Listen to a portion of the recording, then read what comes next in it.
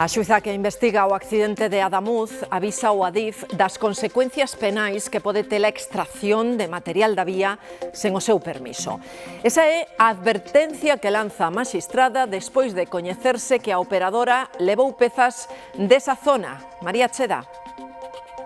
Sí, nas últimas horas tivemos acceso a este informe da Garda Civil no que se advirte de que o Adif levou material da zona do accidente que pode ser clave para esta investigación.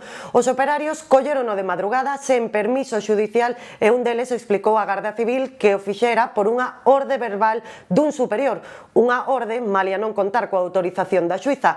O ministro Puente negou esta mañá que se retirara ese material inicialmente, pero o certo é que si recoñeceu que o trasladaron a outra zona para evitar o seu deterioro, pero a xuíza alerta das consecuencias penais que pode ter esta acción e insta a devolución inmediata de todas estas pezas.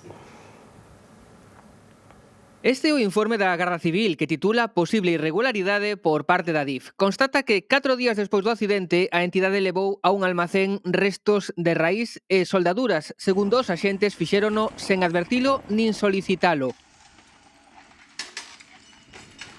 O ministro de Transportes fala de intoxicación informativa e amosa o informe que fixo o Adif cando retirou as vías, no que se explica que estaban sen precintar e sen medidas cautelares. Puente engade que se almacenaron para preservar ese material.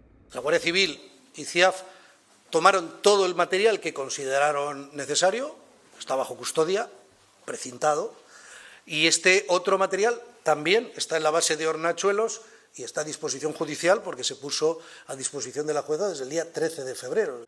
O Adif, nunha resposta oficial, mantén que se non fose por eles, esas pezas acabarían en calquera vertedoiro, pero a xuíza nunha providencia amoestou a entidade por levar os restos sen autorización.